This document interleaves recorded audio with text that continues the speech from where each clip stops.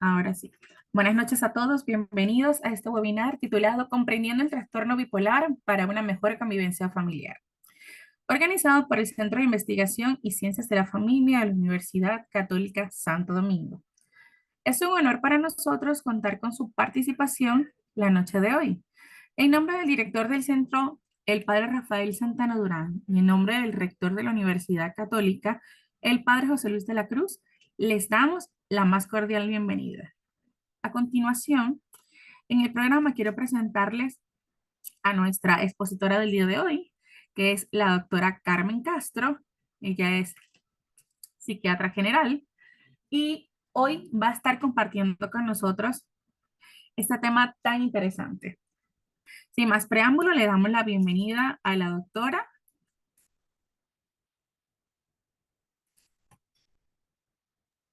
Y buenas noches, gracias. Bueno, gracias a cada uno de ustedes por estar aquí presente en este espacio que nos regala el Centro de Investigación y Ciencias de la Familia, que aceptaron, bueno, la invitación, pero sobre todo gracias a Dios porque Él es el primero que nos invita a poder educarnos, aprender, a desaprender, sobre todo en este tema de la salud mental. Que hace un rato le decía a alguien que Dios no la tiene fácil con esto de la salud mental, porque hay demasiados estigmas, tabú con estos trastornos que se viven presentando y casi siempre los relacionamos son con cosas malas. Y sobre todo en este tema de trastorno bipolar, que la sociedad ha dado un mal concepto y se darán cuenta de que trastorno bipolar no es un día estoy feliz y un día estoy triste, nada que ver. ¿Lo ven bien? ¿Me escuchan? ¿Me confirman? Si ven la diapositiva, ¿me escuchan bien? Sí, muy bien Ok, todo. perfecto. Entonces, permitirse aprender y desaprender sobre una enfermedad que esté cursando un familiar es una forma, yo diría, de mostrar amor y bastante empatía. No es fácil una persona atravesar lo que es un diagnóstico cuando se desconoce sobre todo las personas que están alrededor o cuando se está viviendo una enfermedad solo. Por eso la importancia siempre de educarnos, para por lo menos comprender lo que están viviendo.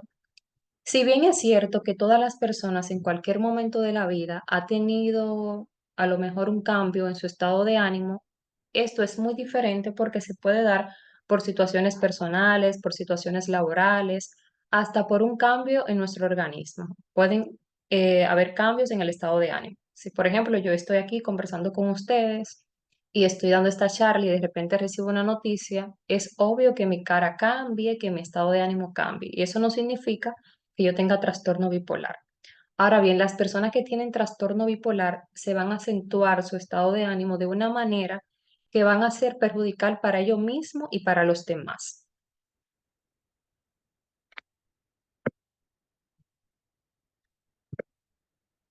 Entonces, siempre me gusta, no sé si ya alguien de lo que está aquí ha visto alguna de mis charlas, pero a mí me encanta siempre iniciar con esta parte, poner claro el concepto de la salud y la salud mental.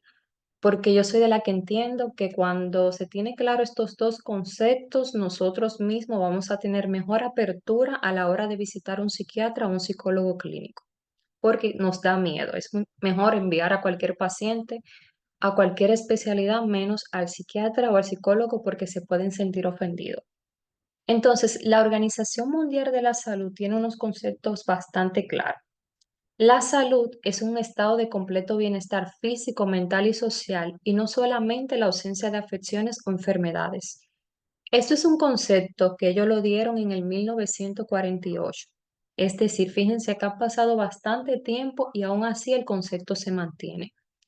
Aquí hay varios elementos importantes para yo decir que una persona tiene salud, tomando en cuenta lo primero, el bienestar físico, que ya eso casi todo lo conocemos, la parte mental y social. Pero si yo soy una persona que vivo en constante conflicto con los demás, que me cuesta adaptarme, perdón, a las reglas de algún trabajo, tengo un soporte familiar inadecuado, vivo en bastante hostilidad con el otro, soy una persona que estoy enferma. O sea, no es necesario que haya ausencia de una fiebre o un cáncer para yo decir que estoy sana.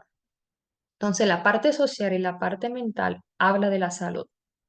Entonces, la salud mental Es un estado de bienestar mental que permite a las personas hacer frente a los momentos de estrés de la vida, desarrollar todas sus habilidades, poder aprender y trabajar adecuadamente y contribuir a la mejora de su comunidad.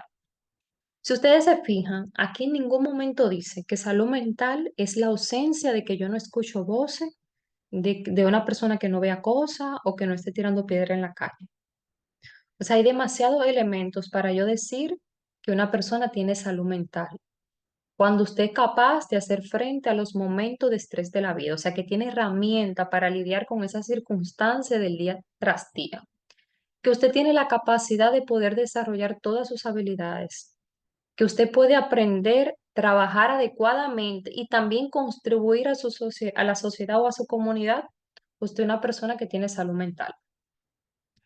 Siempre le comento a mis estudiantes, me gusta decirle que ojalá que todos los problemas de salud mental sean que el paciente me diga que está escuchando voces o que está viendo cosas. O sea, eso es lo más fácil de yo resolverlo.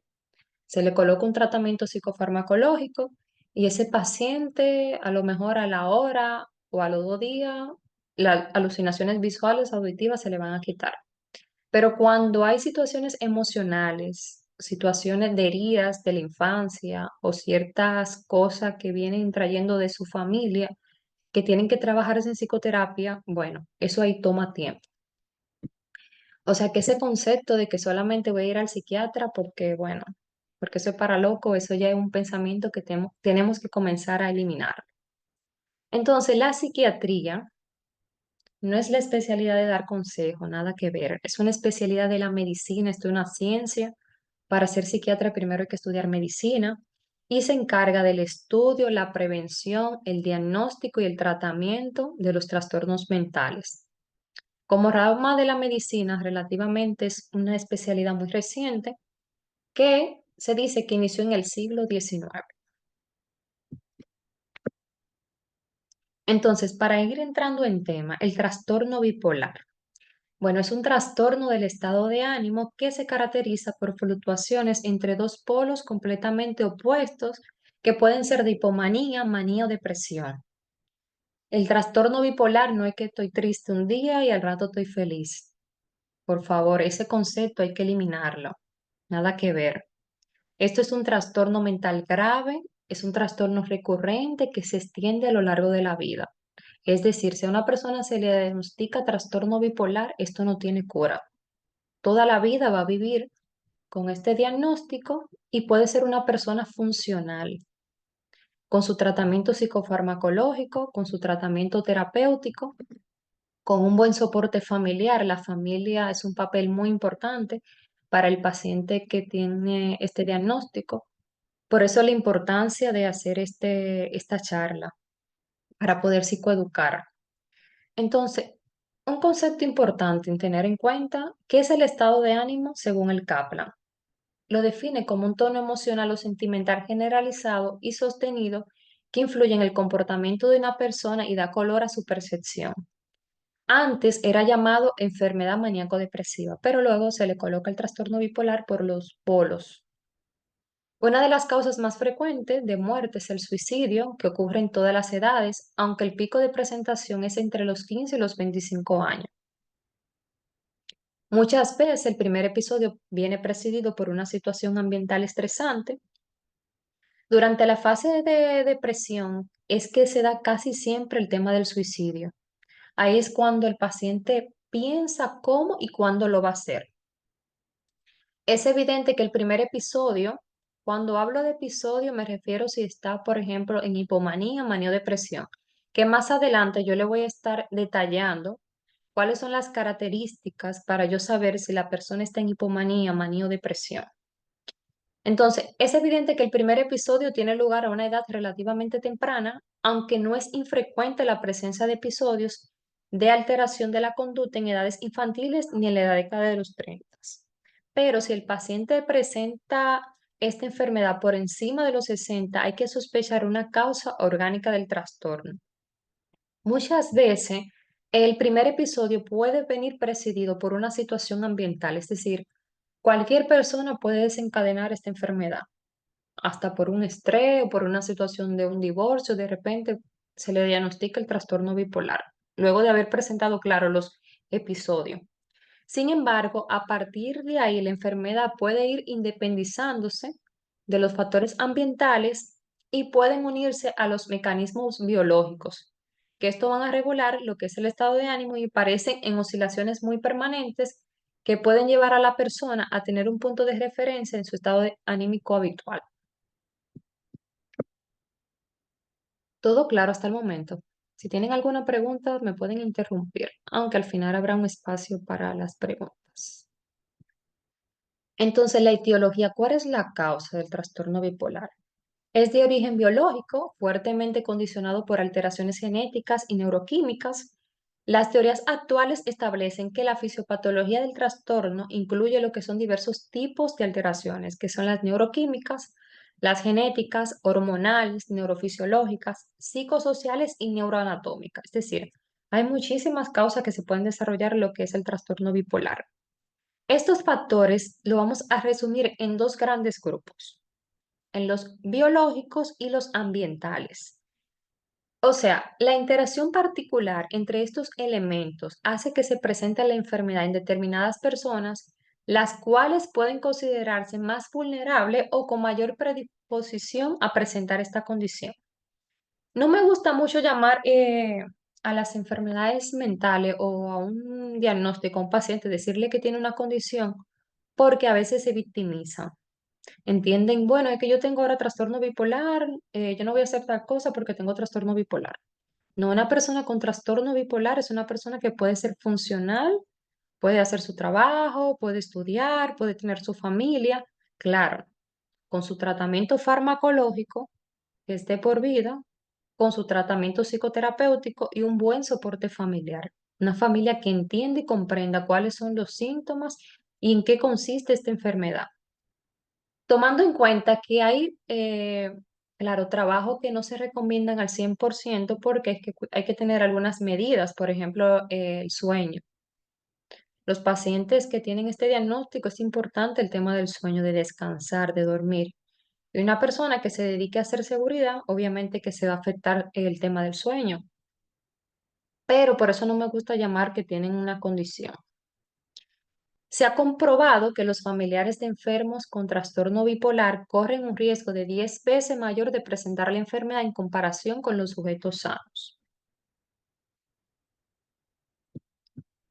Entonces, quise traer estos conceptos porque me parece muy importante a la hora de un familiar acudir o sea, el paciente esté allí, cuando uno le dice, bueno, es que está en crisis. ¿A qué nos referimos nosotros los psiquiatras o los psicólogos clínicos cuando decimos que el paciente está en crisis o que está en una crisis psicótica, que hay que hospitalizarlo? Bueno, la psicosis es una alteración de la realidad. ¿Todo bien hasta ahora? ¿Me escuchan bien? Perfecto. Ok. Entonces, cuando a un paciente se le dice, usted está en una crisis o se le dice al familiar que el paciente está en una crisis psicótica, nos referimos a esto. Primero, la psicosis es una alteración de la realidad. Cuando hay psicosis, el juicio está interferido. O sea, el paciente no tiene la capacidad para razonar. Si él está tirando piedra y usted le dice, por favor, deja de tirar piedra porque vas a romper ese vidrio o vas a darle un golpe a alguien, no va a entender. O sea, usted lo está confrontando y se va a tornar más agresivo. Si el paciente dice que, no sé, que puede controlar el sol, que las nubes, que el cielo, y usted le contradice, no va a entrar en razón, porque está psicótico, tiene una alteración de la realidad. Su juicio está interferido, no tiene la capacidad para tomar decisión. No es que yo le voy a preguntar ahora a ver si él sí quiere hospitalizar. No, eso no es cuestión de que quiero, no, eso hay que hacerlo y punto, porque él no tiene la capacidad en ese momento, o sea, no está en su juicio.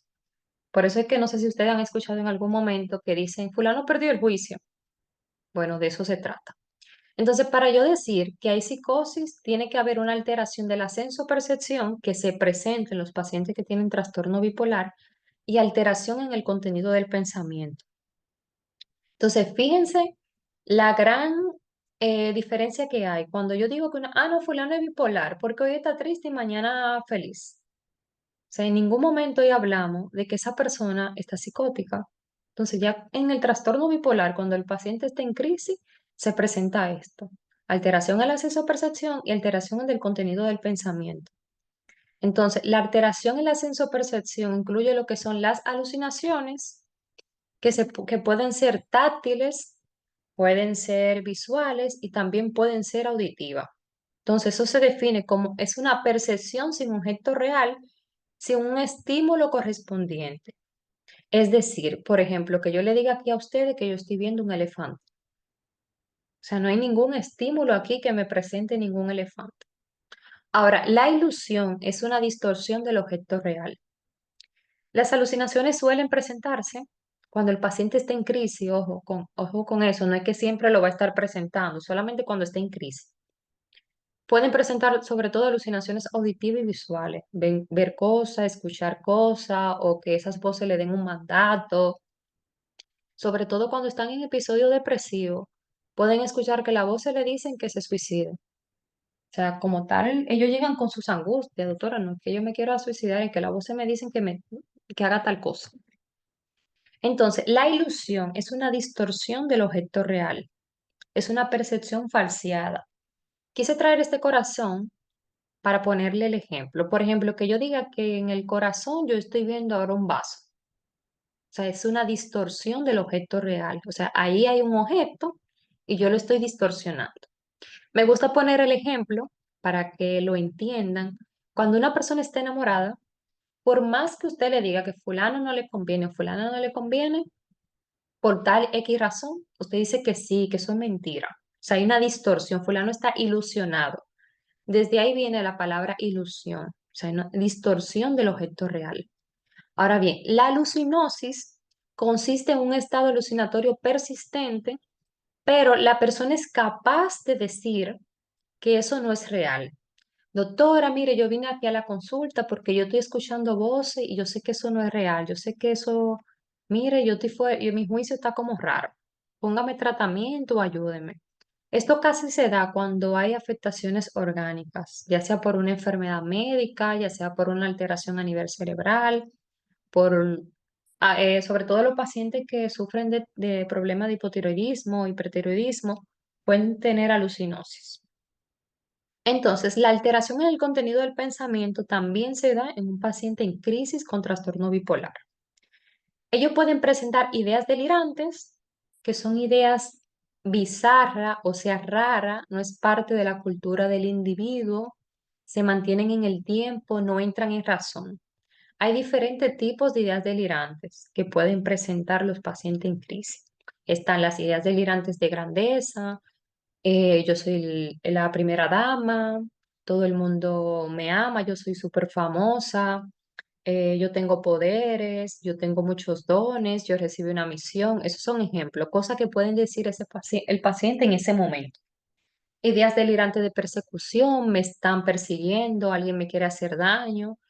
Está la idea delirante de referencia, cuando yo voy por un lugar, todo el mundo me está mirando.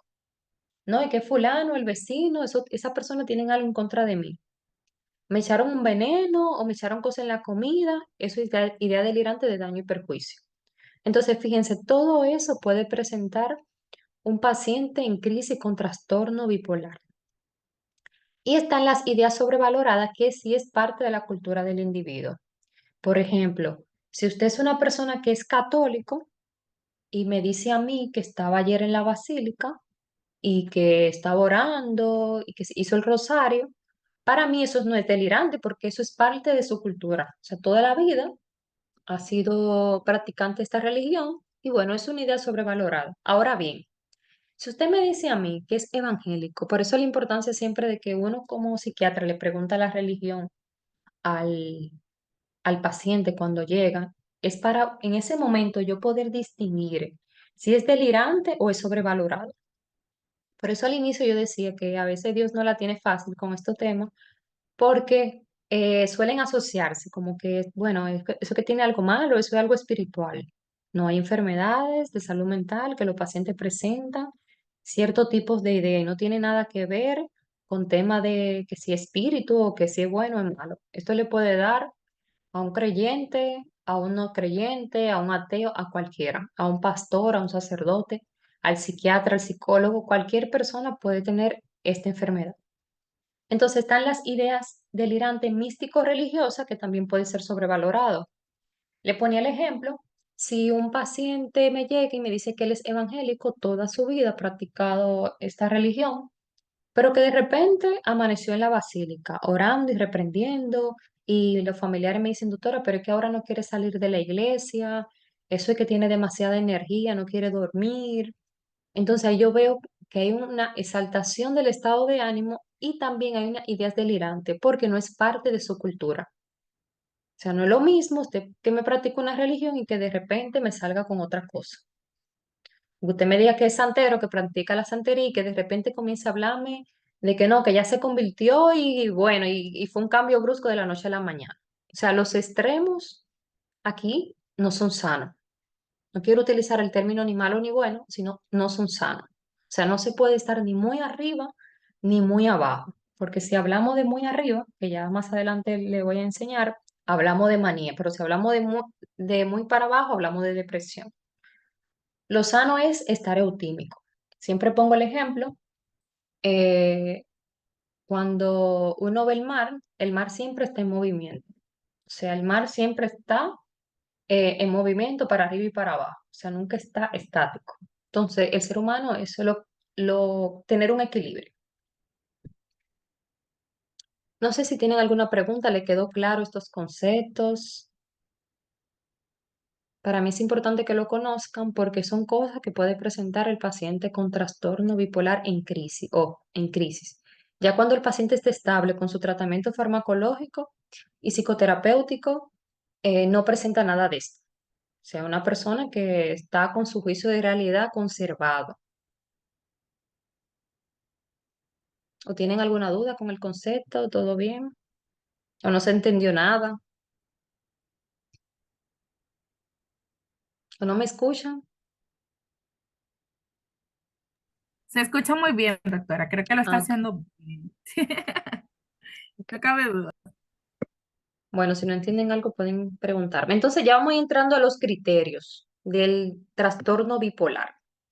Entonces yo les decía al principio que para hablar de trastorno bipolar tenemos que tener la persona en algún momento de su vida, los manuales diagnósticos, hay diferentes manuales diagnósticos que nosotros utilizamos, los psiquiatras y los psicólogos clínicos. Veo que alguien escribe aquí en el chat. Ok, todo bien, perfecto. Entonces, los psiquiatras y los psicólogos clínicos manejamos diferentes manuales diagnósticos. Está el DSM-5, el CIE-10, el CIE-11. Entonces, el manual diagnóstico CIE-10 refiere que el trastorno bipolar se refiere cuando debe caracterizarse por dos o más, escuchen bien, dos o más episodios en los cuales el humor o niveles de actividad del paciente están significativamente alterados. Es decir, esta alteración en algunas ocasiones puede ser muy elevado, un aumento de energía, o en otras ocasiones puede haber una disminución de la energía. Pero eso, vuelvo y repito, eso no es que un día estoy feliz y otro día estoy triste, no. Tiene que haber hipomanía en algún momento de tu vida, manía o depresión, dos o más.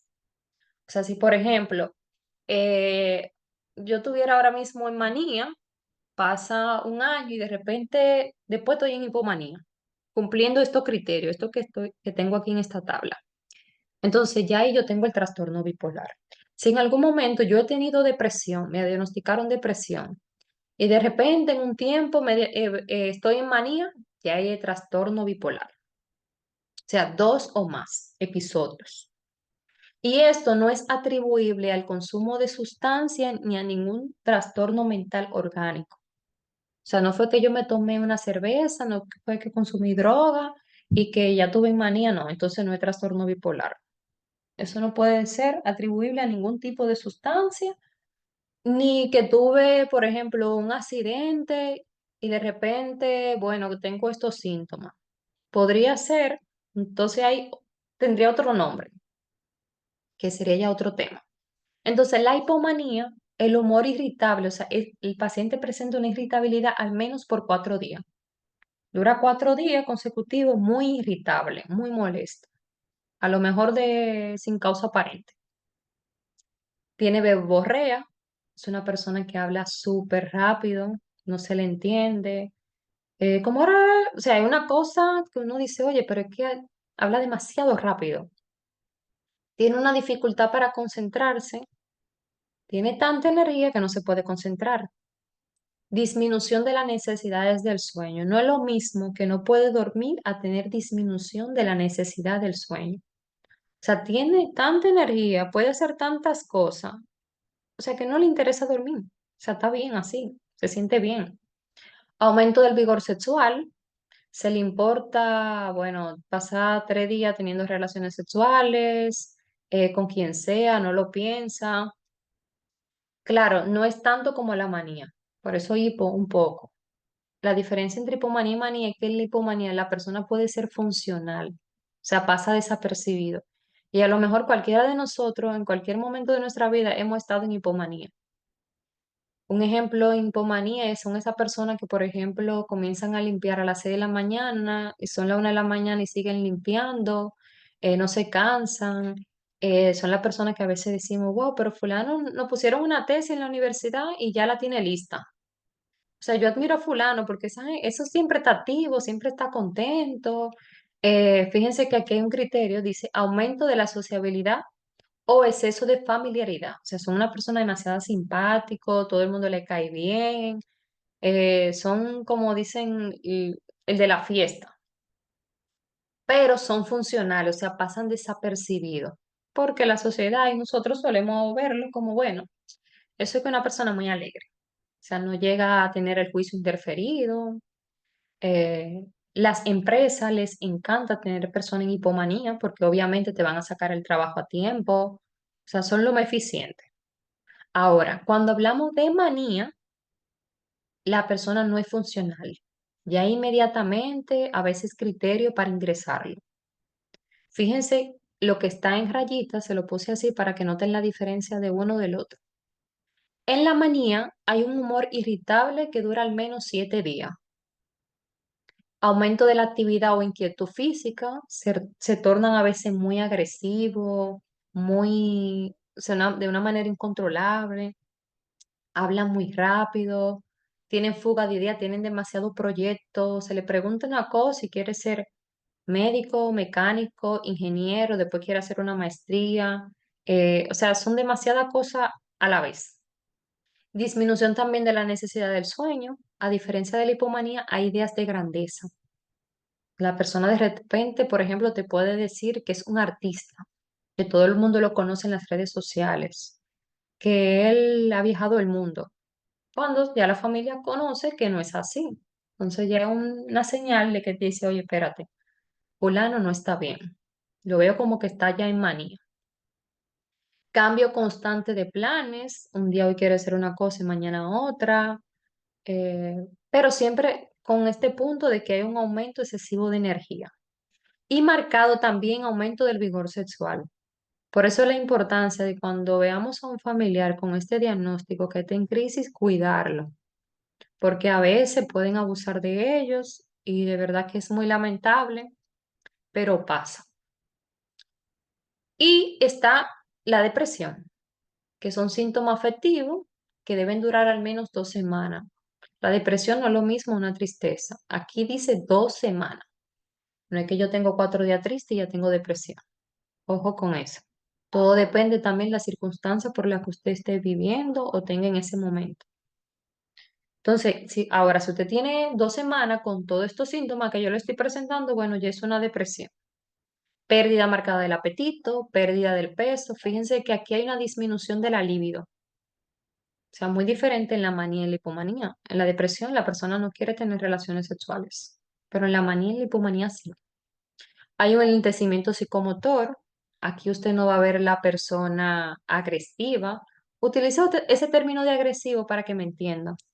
Pero el término correcto es agitación psicomotriz. Son esa gente que, bueno, te pueden romper la casa, tirarte todo. es de verdad algo muy triste para el familiar, para quien está alrededor. Y claro, para el paciente, muy angustiante, porque cuando suelen recuperarse, es algo muchas veces que le da vergüenza. Recuerdo, bueno, en estos días ingresados se ha visto bastante paciente con trastorno bipolar en el hospital. Y recuerdo uno que uno decía, doctora, pero es que porque es importante que ellos conozcan también cuando ya están estable, uno hablarle y psicoeducarle, decir, oye, tú tienes trastorno bipolar y especificarle estos criterios. O sea, eso es sumamente importante. Para eso está la psicoterapia, la psicoeducación. Y él decía, cuando yo estaba en crisis, yo tenía tanta energía que yo fui a comprar un cargador y terminé comprando fue una televisión. O sea, sin poder, o sea, porque quieren hacer de todo. Tienden a gastar. En la hipomanía dice que hay un leve aumento de los gastos. En la manía pueden salir con 20 personas y se le importa gastar todo su sueldo y todo lo que tienen en una cuenta y pagarle a todo el mundo. O sea, una cosa, por eso digo, la importancia del familiar psicoeducarse, porque hay muchos que abusan cuando ven a alguien en esta situación y se aprovechan. Entonces seguimos con la depresión. Hay un enlentecimiento psicomotor en agitación, hay disminución de la energía, hay ausencia de reacciones emocionales, hay una alteración del sueño, hay una disminución de la autoestima y hay pensamientos de muerte. Como decía al principio, cuando el paciente tiene el trastorno bipolar y está en el episodio de depresión, puede pensar en el suicidio. Y puede estar en el episodio de manía como puede estar en el episodio de hipomanía. ¿Todo claro hasta el momento?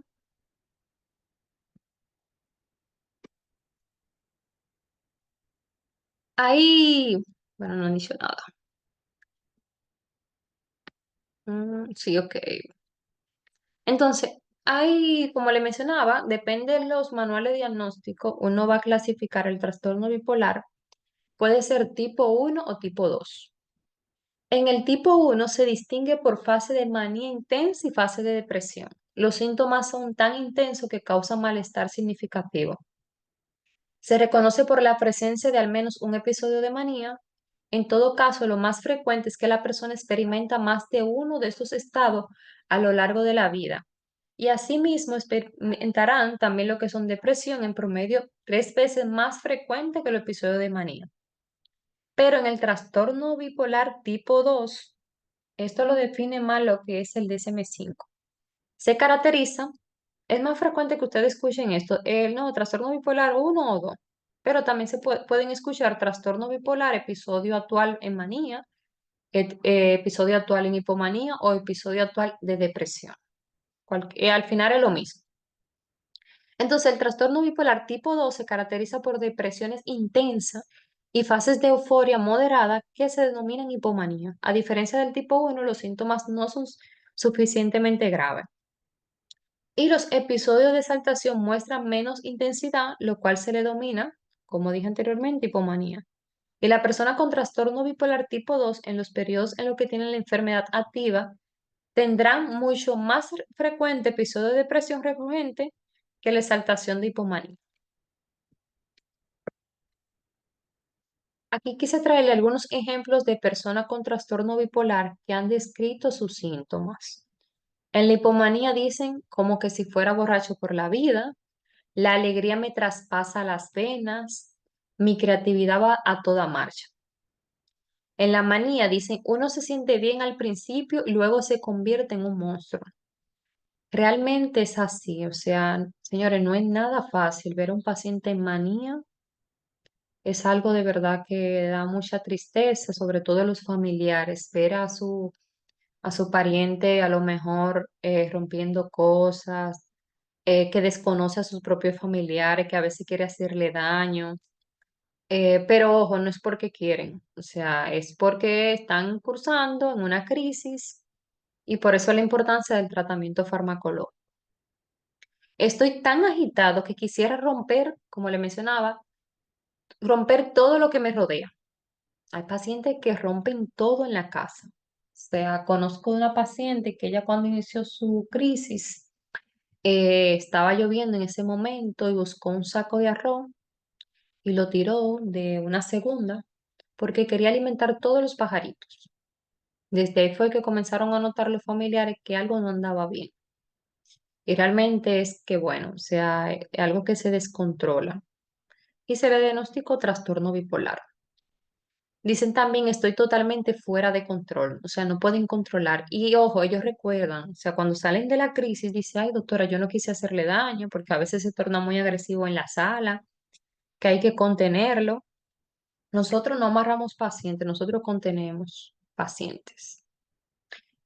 Los que tienen depresión dicen, como si estuviera en un pozo, me hunde en un agujero negro, todo se detiene.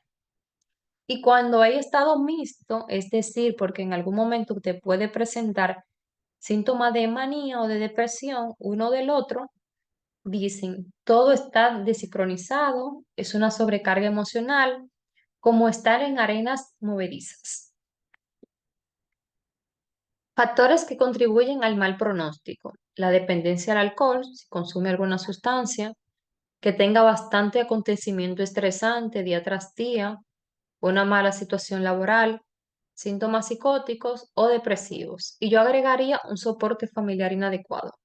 La mayoría de los pacientes, señores, esto es algo muy serio, que yo he visto con mal pronóstico en las consultas, tanto a nivel privado como público, son los pacientes que no tienen un soporte familiar adecuado. O sea, la familia es número uno en temas de salud mental. O sea, eso es algo increíble. Cuando un paciente me llega a la consulta con su familiar que está comprometido a darle su tratamiento, a veces sin conocer bien cuáles son los síntomas que está atravesando su pariente y está dispuesto a acompañarlo en su tratamiento farmacológico, en su terapia, en decir, no, doctora, no hay problema, yo le voy a dar su pastilla.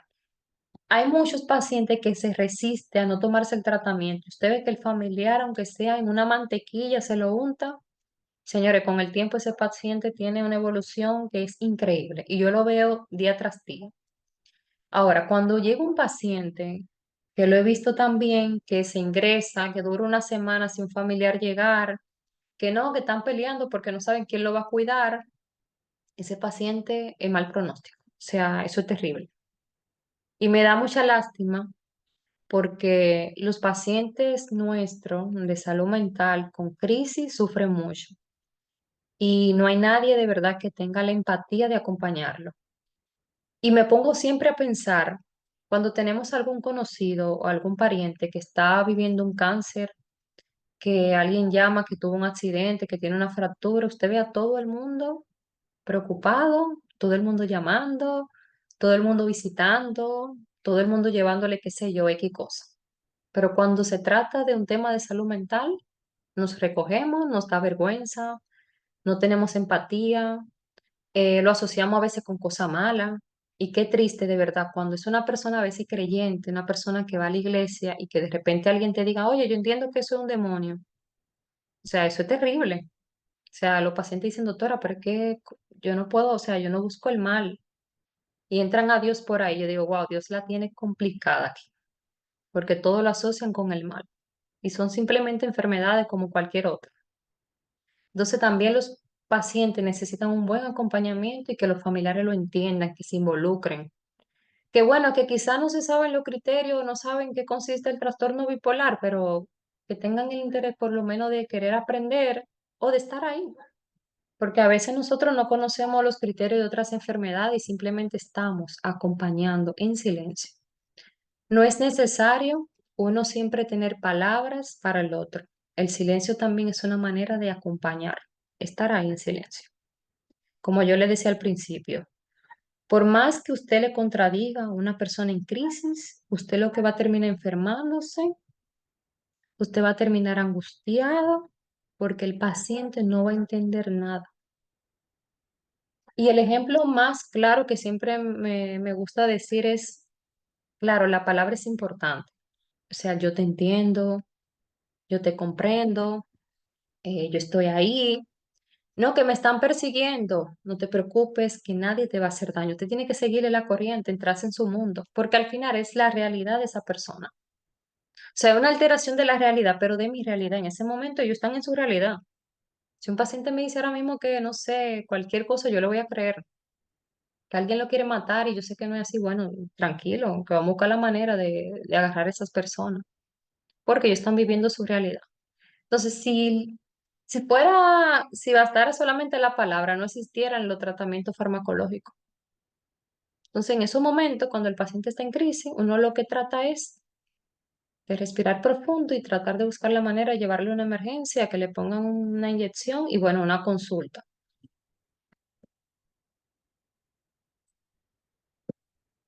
Entonces, el abordaje clínico. Importante en el trastorno bipolar, tratamiento farmacológico y psicoterapéutico. Aquí abajo yo pongo algo en grande, en rojo, de por vida. Esto es algo que a muchos de los pacientes, a muchos de los familiares les cuesta entenderlo. Y es un duelo y sufren y lloran y hacen rabieta y me cuestionan. Si son creyentes me dicen, bueno, que yo le estoy pidiendo a Dios que me quite esa pastilla. Y vuelvo y digo, Dios la tiene complicada en salud mental. Porque si el cardiólogo le indica el antihipertensivo, el endocrinólogo su pastilla para la tiroides, lo recibe de la mejor manera. A lo mejor, claro, le va a pedir a Dios que se la quite, pero con menos angustia. Pero si hablamos de psiquiatría, ya es una cosa terrible. Y yo digo algo, o sea, Dios también da la sanación a través de tratamiento y qué bueno que hay una pastilla que te puede dar estabilidad emocional. Ojalá que todo se pueda resolver con una pastilla. O sea, eso sería una bendición. O es una bendición con el simple hecho de que Dios haya permitido que haya un tratamiento para que tú seas estable. Porque una crisis constante no te va a hacer bien ni a ti, ni a tu familia, ni quienes te rodean. Porque vas a hacer cosas a lo mejor que te vas a hacer daño a ti y a los demás. Entonces, hay que hacer la paz con el tratamiento farmacológico. Que yo necesite algo de por vida no significa que me va a hacer daño. Todo el mundo de lo que está aquí come todos los días, bebe agua todos los días. Y los alimentos ni el agua produce dependencia, pero yo necesito de ellos para vivir. Y hay tratamiento que, bueno, mi cerebro necesita esos neurotransmisores para tener salud mental y para tener bienestar. De lo contrario, no hay forma. Y lo segundo es la hospitalización. Si usted no lleva un tratamiento farmacológico y abandona el tratamiento a cada rato porque me siento bien, usted va a terminar hospitalizado.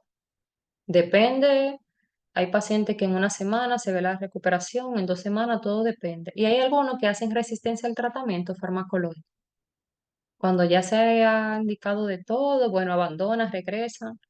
Y hay una opción que es la terapia electroconvulsiva, que también se le puede dar a los pacientes, pero se le indica antipsicótico para el tema de la psicosis, para que no estén, lo que mencioné anteriormente, alteración en la sensopercepción o ideas delirantes, y un estabilizador del estado de ánimo, también se le indica, o sea, es en conjunto. Y la importancia de la terapia, o sea, eh, solamente tomar pastillas sin ir a un psicólogo clínico y recibir terapia, señores, eso es para mí un disparate. O sea, eso para mí no tiene sentido. Es como que yo tengo fiebre y comencé a tomarme una pastilla y no encuentro el origen de las cosas.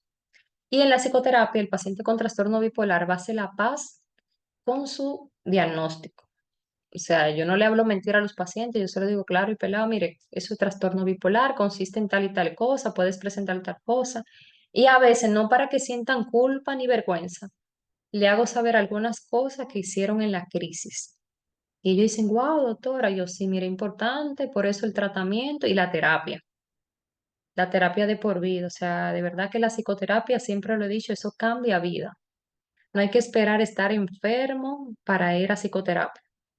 Y si hay un antecedente en la familia con muchos diagnósticos de enfermedad mental o trastorno bipolar y una manera de prevenir, como hoy le preguntaba a mis estudiantes, ¿cuál es la manera de decir mi familia todos son diabéticos? ¿De qué manera yo puedo prevenir la diabetes? Todo el mundo me decía, bueno, hay que cambiar el estilo de vida, hay que comer menos dulce, hacer ejercicio. Y al final le pregunté, ajá, y ahora si en mi familia hay trastorno de salud mental, ¿cómo yo lo puedo prevenir? Todo el mundo hizo silencio, porque no estamos educados para prevenir enfermedades de salud mental. Y se pueden prevenir. Si yo tengo 2 días que no estoy durmiendo, que estoy demasiado angustiado, que le estoy dando mente 1000 veces a la cosa, que estoy repitiendo el mismo problema constantemente, que no salgo del mismo círculo, que vivo en constante conflicto con la pareja, con la familia, con el vecino. Señores, para eso están los psicólogos clínicos. Hay licenciado en familia, hay demasiada maestría en diferentes cosas que nos pueden ayudar y se pueden prevenir. Y la mayoría de las enfermedades mentales y la crisis del trastorno bipolar inicia con no dormir bien, con no descansar. Y el sueño siempre lo ponemos al menos. Y es sumamente importante, señores, dormir, descansar. O sea, no se puede estar, ya ustedes conocen el término, siempre en hipomanía, en querer hacerlo todo, abarcarlo todo. O sea, esa energía hay que bajarlo un poco, descansar, dormir. Entonces, ¿cuáles son los criterios de hospitalización? De yo decir, bueno, yo voy a hospitalizar a esta persona. Cuando hay un soporte familiar inadecuado. Eso es un criterio para yo hospitalizar. Fíjense la importancia de la familia aquí. El soporte familiar inadecuado. Si yo veo un paciente que no tiene buen soporte familiar y está con trastorno bipolar en episodio de depresión, yo veo que no se está tomando el tratamiento. Ese criterio para yo mejor dejarlo en una sala con enfermeros que le presten atención 24/7, con un médico de servicio, cualquier cosa que llame o que esté ahí, con camillero, con lo que sea, que le den su pastilla, que estén pendientes de su alimentación, que si se bañó, que toma agua, porque es un trabajo también que hacemos nosotros los psiquiatras y el psicólogo. Quizá está en crisis, pero también hacemos, como le llaman el yo auxiliar, estar ahí acompañando, porque esa persona no está en su juicio. Entonces la familia es muy importante. Si no hay un soporte familiar adecuado, es un criterio para yo dejarlo hospitalizado. Y en esa hospitalización, llamar a un familiar que yo necesito entrevistarlo, psicoeducarlo, confrontarlo y ponerlo claro de las cosas. Porque nosotros los profesionales de la salud mental no solamente trabajamos con el paciente en sí, también trabajamos con la familia, con ese entorno, de educarlo. Cuando el paciente está en agitación psicomotriz, que es cuando está muy agresivo, que rompe cosas, que tira cosas, con un intento suicida o ideación suicida, con el simple hecho de un paciente decirme yo me quiero suicidar, es un criterio para hospitalizar. Poca adherencia al tratamiento psicofarmacológico, que no se está tomando el tratamiento, o que me dice, sí, yo me lo estoy tomando un día sí, un día no, y que o sea, un caos, yo prefiero ingresarlo. Cuando tiene insomnio global, que no duerme nada, entonces ahí yo voy a prevenir porque yo digo, espérate, si no lo ingreso, viene una crisis por ahí. Y siempre lo psicoeduco con esta parte. Si usted ve que tiene 2 días que no está durmiendo, venga de una vez por la consulta o llame, porque ya sabe que puede venir una crisis. También un criterio es el diagnóstico diferencial, es decir, si yo tengo la duda y yo digo, espérate, yo creo que es depresión, pero es que a veces cuando converso con él me habla que hace 2 años me presenta síntomas de manía, mejor yo lo ingreso y hago el diagnóstico para confirmarlo si es trastorno bipolar. Recuérdense que para hacer este diagnóstico eso toma tiempo. Tampoco es que ahora vamos a salir a lo loco a decir, yo creo que fulano tiene trastorno bipolar. O sea, uno hace una historia clínica, se toma su tiempo de investigar, de indagar, porque uno va viendo qué cosa ha venido presentando. Y una orden judicial son criterios de hospitalización. Por algún juez que diga, bueno, fulano hay que ingresarlo, bueno, eso se ingresa. ¿Cuáles son las recomendaciones? Psicoeducación, lo que se está haciendo ahora, psicoeducar. También a la familia es la importancia de psicoeducar, explicarle cuáles son los criterios, en qué consiste esta enfermedad. A ver, aquí alguien dice algo. Ok. Sí, No confrontar si la persona está con crisis o en psicosis.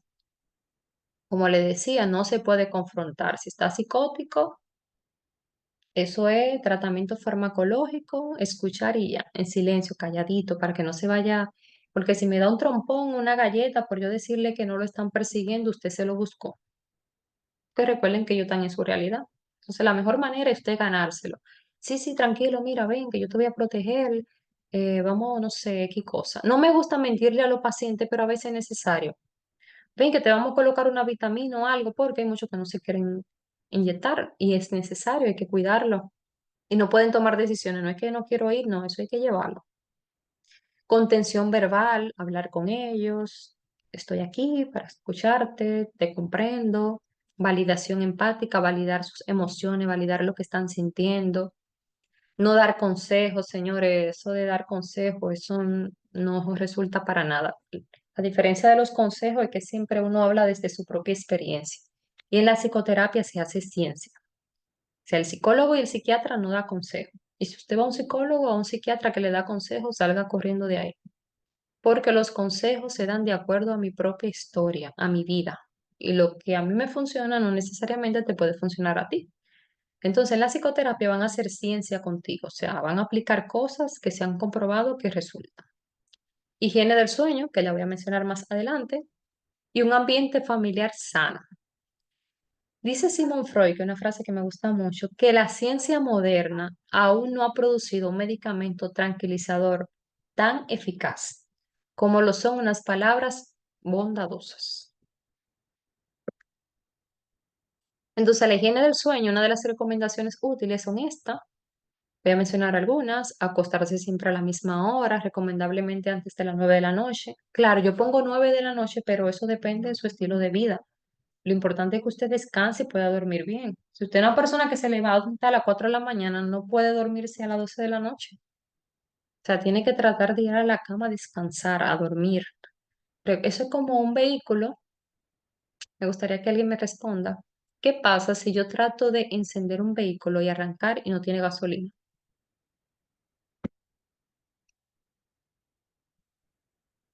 ¿Me están escuchando? Yo estoy hablando sola. No, aquí estamos, doctora. Ah, ok.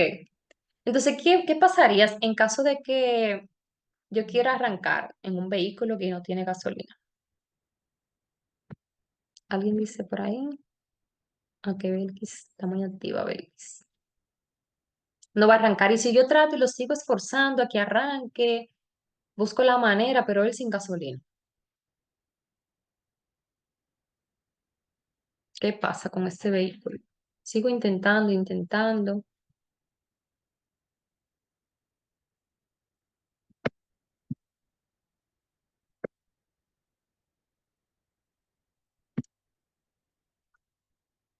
No va a arrancar, se puede dañar, no funciona.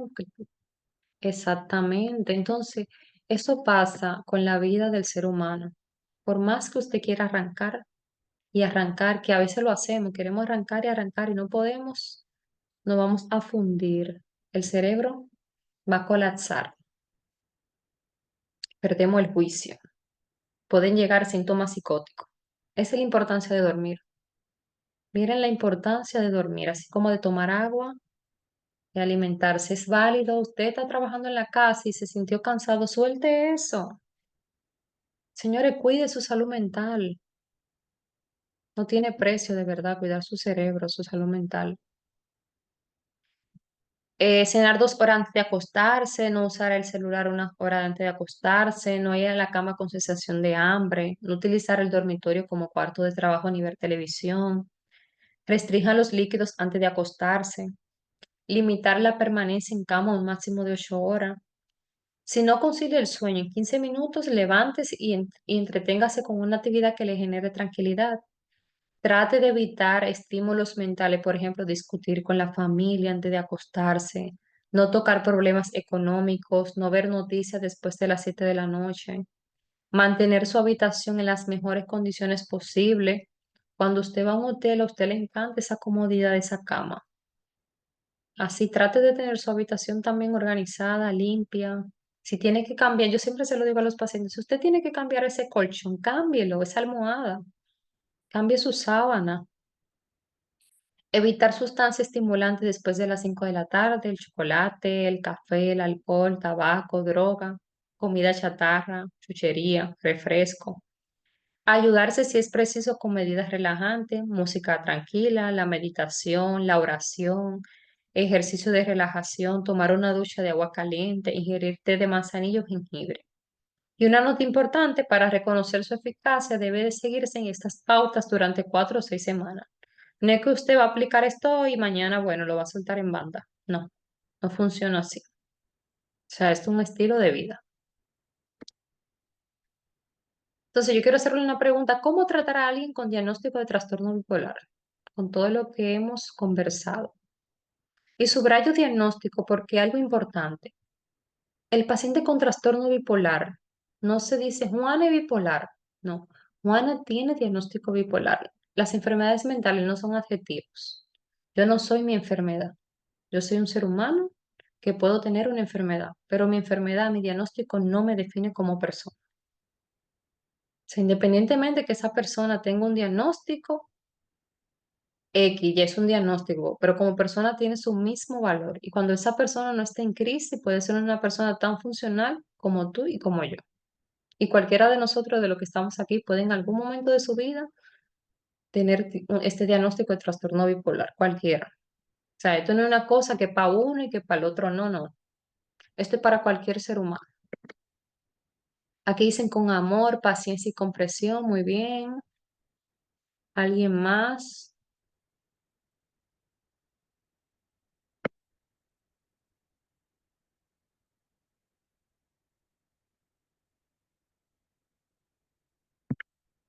¿Alguien más puede decir dejarlo en paz, darle su tiempo? Ok.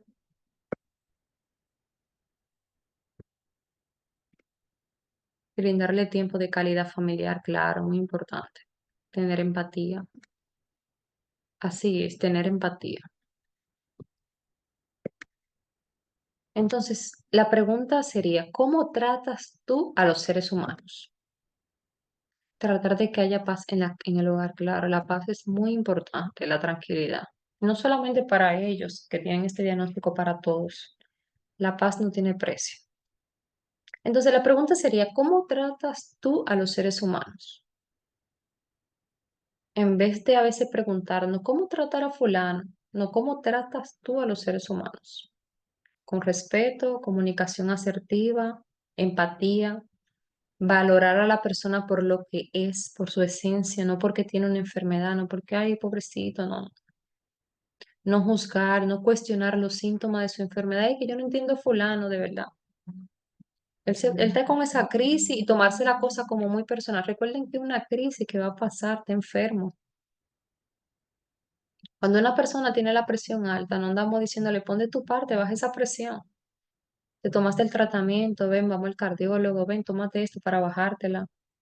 Somos demasiado empáticos cuando otra persona está cursando con otra enfermedad.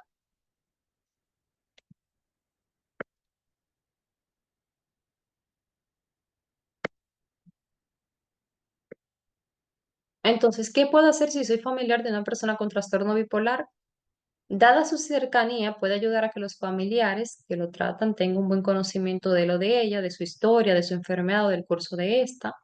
Aprender a desempeñar un rol como informante del estado de ánimo. A medida que ya usted conoce a su familiar, va a saber si está en hipomanía o manía o depresión. Va a decir, espérate, esto no anda bien.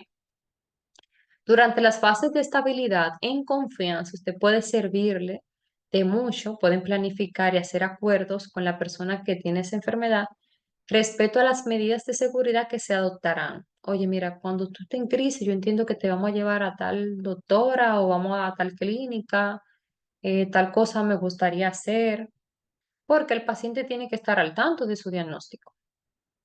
Eso es importante. Evitar palabras que pueden ser bien intencionadas, pero que no son útiles e incluso pueden ser contraproducentes, tales pon de tu parte o haz algo. Un paciente en crisis no se le puede decir pon de tu parte, porque es que no hay forma, o sea, es como un paciente que tenga anemia, pon de tu parte, o sea, si no se buscan los alimentos, las vitaminas necesarias, o sea, no va a pasar nada. Entonces, todo ha sido por hoy. Si tienen alguna duda, alguna pregunta, si no entendieron nada, también es válido decirlo.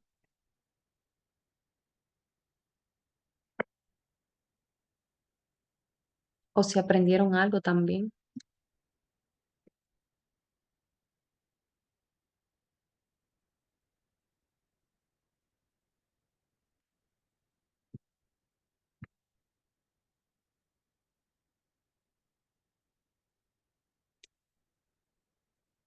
Gracias de verdad a cada uno de ustedes por estar aquí presente.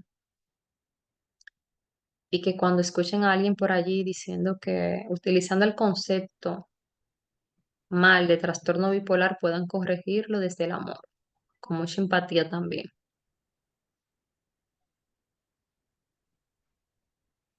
A ella como que les ha quedado muy claro, doctora. Eso veo, qué bueno. Bueno, mientras se animan a realizarle alguna pregunta a la doctora, nosotros queremos, en este caso, darles a conocer los próximos webinars que tenemos en celebración del mes de la familia. Y el próximo webinar será el miércoles 20 de noviembre a las 8 de la noche, hora de República Dominicana, con una invitada especial que será la licenciada Carla Zúñiga. Desde México nos estará acompañando para deleitarnos con el webinar Fomentando la Salud Mental en la Familia.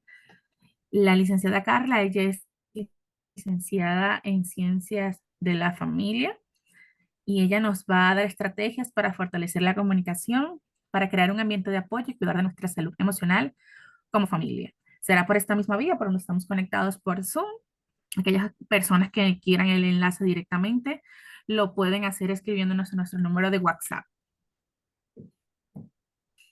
Y para finalizar lo que sería el mes de la familia, vamos a tener el miércoles 27 de noviembre a las 8 de la noche, también por Zoom, el webinar Yo amo a mi familia. Este será dirigido por la licenciada Yajaira Sánchez. Ella es psicóloga clínica, especialista en inteligencia emocional y nos ayudará a reconocer y valorar el amor que nos rodea, promoviendo un ambiente de apoyo y comprensión.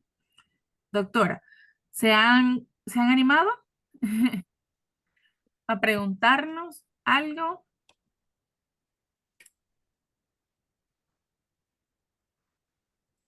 Al parecer todo les ha quedado claro. Bueno, y no está de más decirle que, bueno, les presentamos nuestros servicios que tenemos a la orden y que si quieren compartir esta charla con alguno de sus seres ya allegados, el día de mañana más tarde va a estar disponible en nuestro canal de YouTube y así pueden buscarnos con el usuario CIF, Centro de Investigaciones y Ciencias de la Familia, Universidad Católica Santo Domingo.